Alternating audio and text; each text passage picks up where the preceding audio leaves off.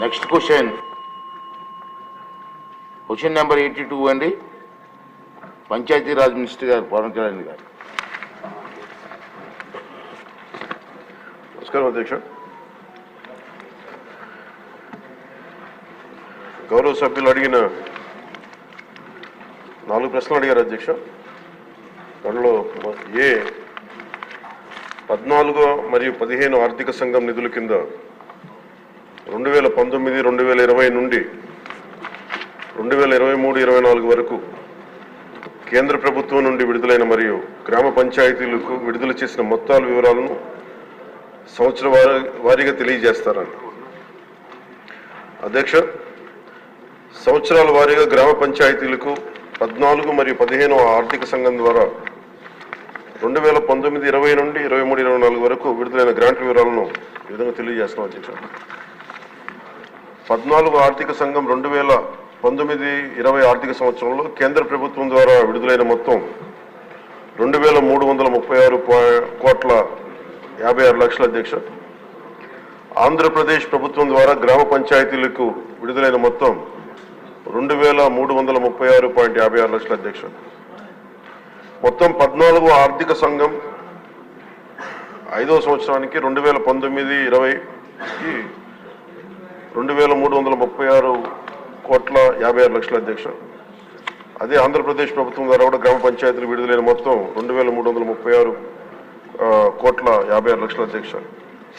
15వ ఆర్థిక సంఘంకి సంబంధించి 2020-21 ఆర్థిక సంవత్సరానికి కేంద్ర ప్రభుత్వం ద్వారా విడుదలైన మొత్తం 1837.50 అధ్యక్ష.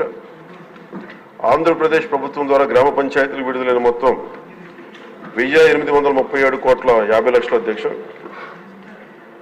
2021-22కి 1338.52 అధ్యక్ష. ఆంధ్రప్రదేశ్ ప్రభుత్వం ద్వారా గ్రామ పంచాయతీలు విడుదలైన మొత్తం 1338.52 అధ్యక్ష. 22-23 ఆర్థిక సంవత్సరానికి 1378.65 అధ్యక్ష కేంద్ర ప్రభుత్వం నుంచి వచ్చింది. ఆంధ్రప్రదేశ్ ప్రభుత్వం ద్వారా గ్రామ పంచాయతీలు విడుదలైన మొత్తం 1378.65 అధ్యక్ష.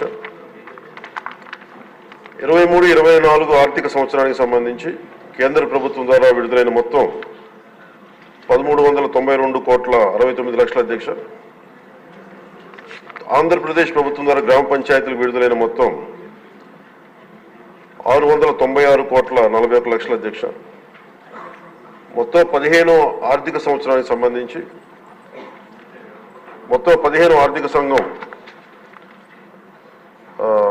5,947.36 విడుదల చేసింది అధ్యక్ష. ఆంధ్రప్రదేశ్ ప్రభుత్వం ద్వారా గ్రామ పంచాయతీలకి విడుదలైన మొత్తం 5,251.8 అధ్యక్ష. ఈ 14 మరియు 15 ఆర్థిక సంఘం వెరసి మొత్తం 8,283.92 విడుదల చేశారు అధ్యక్ష.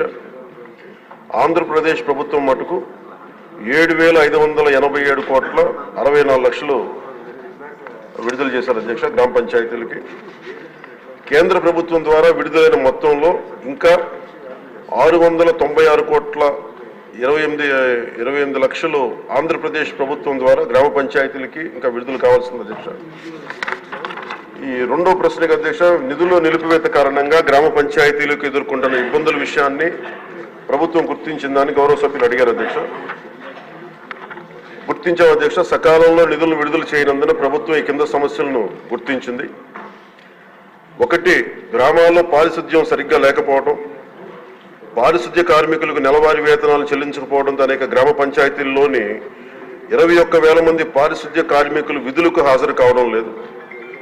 తమ పనిని కొనసాగిస్తున్న దాదాపు 23,000 మంది పారిశుద్ధ్య కార్మికులకు చెల్లించాల్సిన బకాయిలు 103 కోట్లు ఉన్నాయి అధ్యక్ష, ఇంకా పెండింగ్ లో ఉన్నాయి. తగినంత మంచి పారిశుద్ధ్య కార్మికులు లేనందువల్ల గ్రామాల్లో చెత్త కుప్పలుగా పేరుకుపోయి ఆరోగ్యానికి హాని కలిగిస్తూ ఉంది.